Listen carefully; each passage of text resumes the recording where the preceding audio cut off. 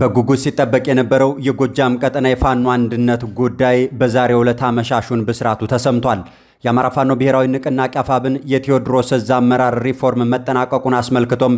አመሻሹን የወጣው መግለጫ ብስራቱን ለሕዝብ ይድረስልኝ ብሏል። የአማራ ፋኖ ብሔራዊ ንቅናቄ ቴዎድሮስ ዕዝ ላለፉት ወራት የአመራር ሪፎርም ለመስራት ከፍተኛ ሲሰራ የቆየ መሆኑ ይታወቃል ያለው ዕዙ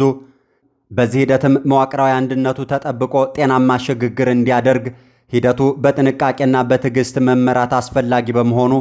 በሚፈለገው መልኩ በፍጥነት ሳይጠናቀቅልን ቆይቷልም ብሏል። የአደረጃጀት ፈተና ከድርጅት እድገት ጋር ተያይዞ በየጊዜው የሚፈጠር ቢሆንም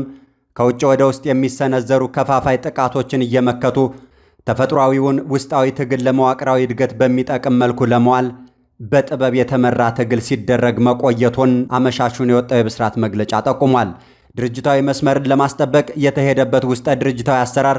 ተገቢና ትክክለኛ መሆኑ የዙ መዋቅራዊ አንድነት አስጠብቆ ለላቀ ግዳጅ የሚያበቃ ውጤት ላይ እንዲደረስ አስችሏልም ብሏል። ይህ የዙ አመራር ሪፎርም በተለያየ ደረጃ ውስጥ ያለፈና የመዋቅሩ ተዋረዳዊ ተሳትፎ የነበረበት ነው ያለው ዕዙ የዙ ስራ አስፈጻሚ የሪፎርም ስራ አፈጻጸም ሂደት ላይ የዙ ተወካይ በሆኑ የፖሊት ቢሮ አማካኝነት የኮርና የክፍለ ጦር አመራሮች ጋር ውይይት ተደርጎበታልም ብሏል። ቀጥሎም ምክትል መምሪያ ኃላፊዎችና ሌሎች የክፍል ኃላፊዎችን አወያይቷል። በመጨረሻም በእነዚህ መድረኮች የተገኘውን ግብዓት በመውሰድ የዙ ስራ አስፈጻሚ የሪፎርም ኮሚቴ እንዲዋቀር ወስኖ የአወቃቀር ሂደቱ የሚመራበትን መመሪያ አዘጋጅቶ ወደ ስራ ገብቶ ነበርም ብሏል። በዚሁ መሰረት ከክፍለ ጦር ከኮርና ከምክትል መምሪያ ኃላፊዎች የተውጣጣ ኮሚቴ በማዋቀር የሪፎርም ስራ መሰራቱንም መግለጫው አንስቷል። የዙ ስራ አስፈጻሚ በሰጠው መመሪያና ስልጣን መሰረት የሪፎርም ኮሚቴው የዙን የአመራር ሪፎርም ላይ ሰፊ ውይይት በማድረግ ስራውን ጨርሶ ፕሮፖዛሉን ለዙ ስራ አስፈጻሚም አቅርቧል ተብሏል። ስራ አስፈጻሚው የቀረበለትን ፕሮፖዛል መነሻ አድርጎ ሰፊ ውይይት ካደረገ በኋላ የኮሚቴው ፕሮፖዛል ላይ መጠነኛ ማሻሻያዎችን አድርጎ የዙን የአመራር ሪፎርም የመጨረሻ ዝርዝሩን አጽድቋልም ብሏል። በዚህም መሰረት የአማራ ፋኖ ብሔራዊ ንቅናቄ አፋብን ጎጃም ጠቅላይ ግዛት ቴዎድሮስ ዕዝ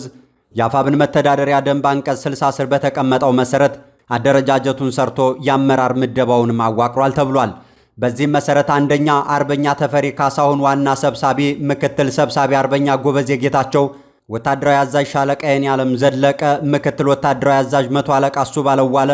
ፖለቲካ መምሪያ ኃላፊ አርበኛ ግሩም ምሳሌ፣ ምክትል ፖለቲካ መምሪያ ኃላፊ አርበኛ ማረካሴ፣ ጽፈት ቤት ኃላፊ አርበኛ ናትናኤል ስናማው፣ ምክትል ጽፈት ቤት ኃላፊ አርበኛ ብዙነህ እምቢያለ፣ አደረጃጀት መምሪያ ኃላፊ አርበኛ እስቲበላለሙ፣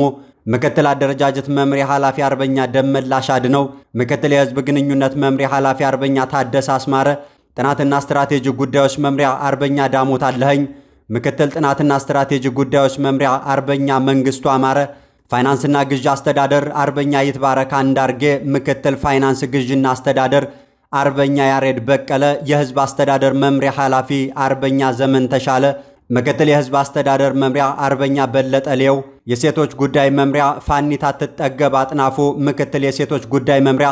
ፋኒት ክብረ ዓለም አያልነህ፣ ማህበራዊ ጉዳይ መምሪያ አርበኛ ላይችሉህ ገበየው፣ ምክትል ማህበራዊ ጉዳይ መምሪያ አርበኛ በላይነህ አለምነህ፣ የሰው ሀብት ዳኛቸው ሽባባው፣ ምክትል የሰው ሀብት አርበኛ በረከት አጥናፉ፣ ትምህርትና ስልጠና መምሪያ አርበኛ ክንፈ መላካሳ፣ ምክትል ትምህርትና ስልጠና መምሪያ አርበኛ ዘውዳ ለማዱኛ፣ ሜካናይዝድ ጦር መምሪያ ኮሎኔል አደመ ልጅ አለም፣ ምክትል ሜካናይዝድ ጦር መምሪያ መቶ አለቃ ሳሙኤል አታላይ፣ ህግና ስነ ስርዓት መምሪያ አርበኛ ዘማርያም እስከዚያ፣ ምክትል ህግና ስነ ስርዓት መምሪያ ምክትል አርበኛ ቻላቸው ታፈረ፣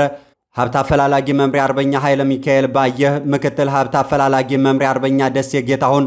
እቅድ ዝግጅትና ግምገማ መምሪያ አርበኛ የሻነው መለሰ፣ ምክትል እቅድ ዝግጅትና ግምገማ መምሪያ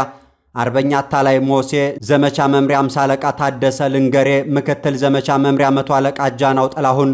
ሎጂስቲክ መምሪያ አርበኛ ይርሳው ደምስ፣ ምክትል ሎጂስቲክ መምሪያ መቶ አለቃ አስረስ ምህረቴ፣ ወታደራዊ አስተዳደር መምሪያ መቶ አለቃ ያሬድ ጫኔ፣ ምክትል ወታደራዊ አስተዳደር መምሪያ አምሳ አለቃ ይበልጣል መልካሙ፣